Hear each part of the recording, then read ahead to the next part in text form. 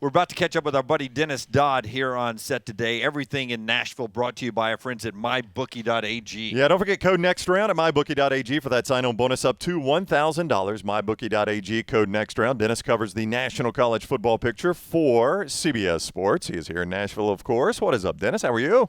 Great.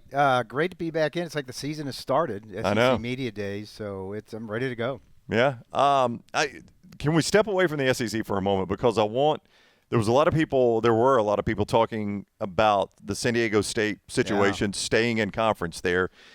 That seems to indicate that conference expansion is going to slow down. But I think every time we think that, we're wrong, it feels like. But did you read the same thing, that it might slow down a little bit?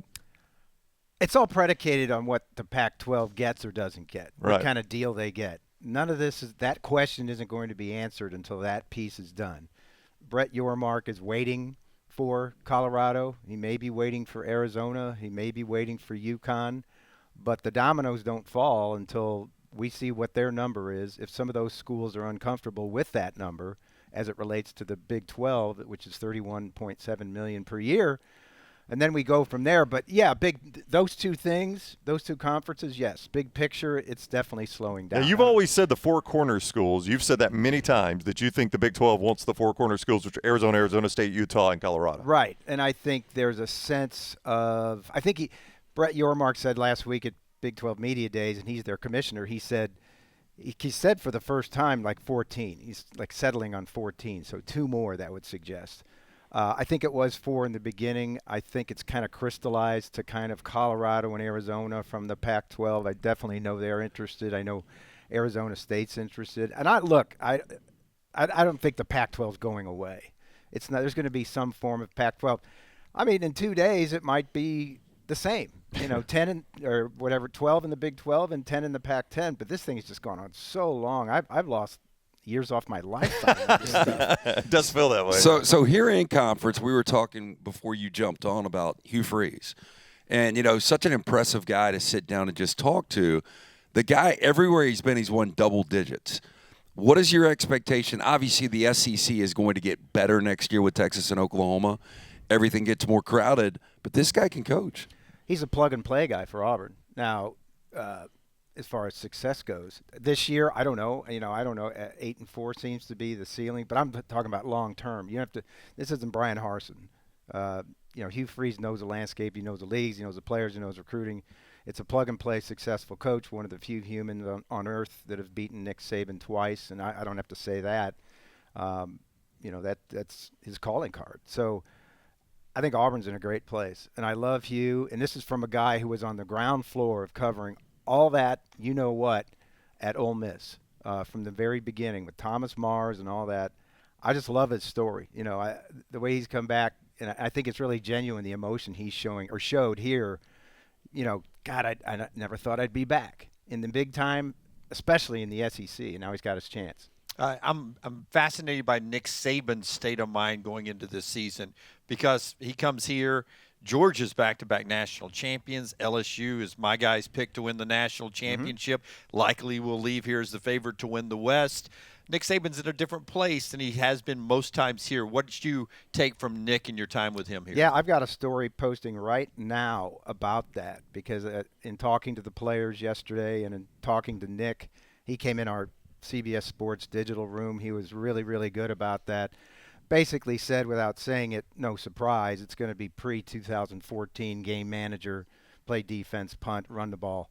I don't think that's any surprise. I think people expect that given the quarterback situation. But it was kind of funny. He kept harping on we relied too much on Bryce Young. Pass, pass, pass. That's a direct quote. He said that yesterday in our room. And I said, wait a minute. We're talking about maybe the best player in Alabama history. Why wouldn't you lean on him?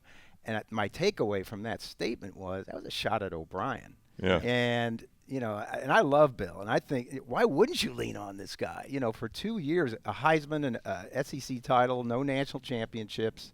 But I thought that was odd. And so now they don't have the playmate. They got a great running back room. Until further notice, they don't have that guy to take the top off a defensive receiver like they did until Jameson Williams got hurt. And that may change. A strong defense. but it may be one of those years pre-2014, and I say that because that was the spread, that was Lane. That's when Nick brilliantly, decided to change his philosophy offensively, where they won that way. So I think that can happen. We don't know all the names yet, but we will. On the national level, is the Pac-12 – I think you got a lot of really good teams in the Pac-12, but I don't know that you've got one elite enough to survive everything. It feels like you could have – them just eat one another up, and you could have a bunch of 2-loss teams that might not be playoff teams, but they're good teams. Well, that's why they haven't been in the playoffs since 2015. Yeah, but it feels like Oregon's that, USC's that, yeah. Utah could be that, Washington could be that. I mean, it feels like you've got a bunch of teams that could be 10-2 there. They are a league that by November 1st, it seems everybody's got 2 losses and they're out of it. Yeah. Right? Yeah. And that looks like they're that good this teams, year. but yeah. Now, not overshadowing all the conference realignment stuff is the fact that this is going to be a really good conference this year. Forget that USC and UCLA are leaving. Just look at this one year. You've got the defending Heisman Trophy winner who could go back-to-back. You've got a bunch of great quarterbacks. Nobody's talking about Washington and Michael Penix Jr. UCLA is now bounced back under Chip Kelly. There's great depth there with Oregon and Dan Lanning. But I agree with you. I don't know if there's a team there. And it seems like in the heads of the committee, I don't want to speak for them, the selection committee, they've got whoever wins that's got to do something really special to get into the top 4. Yeah, we're doing our 40 and 40, and the team we're previewing today, Florida State. And a lot of people, it's kind of like LSU and the SEC. It's a sexy pick to win the ACC. I'm not buying Florida State. My point was going to be nobody's talking about Clemson. Yeah, the forgotten team all of a sudden. I agree. I think everybody's kind of defaulting to Florida State this year in the ACC because they're the good story. Obviously, they have a quarterback. They've kind of turned the corner with 10 wins last year. And I've still got to get to an interview I did earlier this year with Travis Jordan on Zoom. It was really, really good. There's some really good stuff in there. And I talked to their offensive coordinator in Phoenix in May as well, who gave me some good insight, which made me really higher on Florida State. So the thing with Clemson is Clemson's has to play to their standard. 9-3 isn't good enough. 10-2 isn't good enough. Top 4 is good enough, and they've regressed a little bit. It's not saying they can't get back, but Florida State's kind of the shiny toy. It's like, oh, okay, Florida State's back. Well, we'll see. It's not quite Texas where they've been out for about 15 years. Yep. But it's the same thing. Are they back? Well, we'll see them in 5 weeks. I mean, that game with LSU, Mountain Monsters. Will be fantastic. I'm ready for the 12-team playoff, but in this final year, do we have the stomach for 2 Big Ten teams and 2 SEC teams? I mean, that's what I picked. Yeah. Post-spring, I do my post-spring top 25. I had Alabama, Georgia, and Penn State and Michigan. I don't think I had Ohio State. I didn't have Ohio State. Man. I had Washington 5th. I'm really high on Washington. I know you know this. There's a Twitter account about cold takes. So yeah, right. Yeah. If you don't have Ohio State in there, get ready. Right. Well, that's a story. That's one of the biggest stories of the season. A guy who I think might have the best winning percentage in the country. I mean, in his small sample size, I got to look it up. Might be bigger than Nick's. In a small sample size. Well, he's got 5 losses, right? Or 45 and 6. Yeah, right? 45 and 6. Yeah. Two Big Ten losses, both to Michigan. If he loses again, he's on the hot seat. Yeah. I mean, that was my first reaction when you said you didn't have them in the playoffs. Is that means he's probably lost 3 straight to Michigan.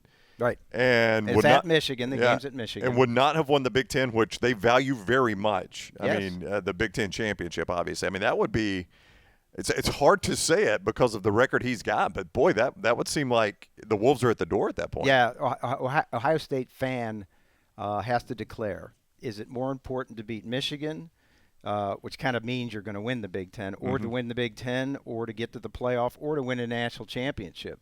Because I think to allow those people, Michigan matters more than anything else. In this day, isn't that amazing? That in is. this day and age, I get the Iron Bowl, same kind of thing. But, if they don't beat Michigan, he's I'm not going to say he's in trouble because he's like – but it's going to be weird, right? Yeah. On the fence maybe. Do you think it's interesting that – I mean, it's always SEC Big Ten talk. But realistically, the Big Ten's won 1 national championship in the last 20 years. Yeah, I think what's crystallized that lately is just the media contracts are just it's a power 2 now. I don't think it's even worth talking about a power 5. I talked to Greg Sankey at the end of Destin, the spring meetings, and he dropped something on me which I thought was really interesting. He was complaining about the composition of the Board of Governors, which is the ruling body of the NCAA, and this gets into the weeds. But he thought it should be weighted more towards the Power Five, because on those NCAA committees, you have to have somebody from Division 1, 2, and 3. You have to have a senior women's administrator, an AD on there. It's like the same thing in the Rules Committee. The Rules Committee in football is comprised of all 3 divisions. You've got a Division 3 AD making first down decisions for, they don't even I've never care. liked that. Yeah. And the only Power 5 on the coach on the committee now is Kirby. Yeah. So Wow. I can see a separation into the future of those committees, and that means even more autonomy Right. for the Power 5 or Power 2. Wow. Well, I mean, to Greg Sankey's point, they are the ones paying the bill for this whole thing. Absolutely. Yeah. Why shouldn't they? That's right. Yeah. All right, so Dennis, and everything we've done here in Nashville presented by MyBookie.ag, code next round. Also our friends at Woodbridge Wines, proud partner of the Alabama Crimson Tide, part of Constellation Brands.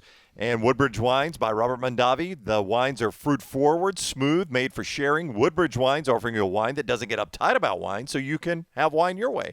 Visit woodbridgewines.com for delivery or find out where you can buy locally. Woodbridge Wines by Robert Mondavi.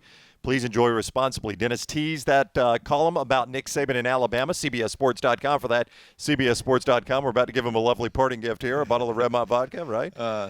Back when I was a kid, the guy who was the Major League Baseball player of the game on the weekly broadcast got like a Timex watch. Yeah. You get a Charles Barkley That's what we bottle do. of vodka. We give out liquor. Or as we call it in my household, lunch. It's good stuff. It's locally owned, operated, 8 times distilled, gluten-free. Yeah, I'm a good big stuff. vodka guy. Yeah. Okay, well, there you go. You're welcome. Dennis, have a great remainder of the summer. We'll see you in a stadium somewhere. Thanks, guys. See you, man.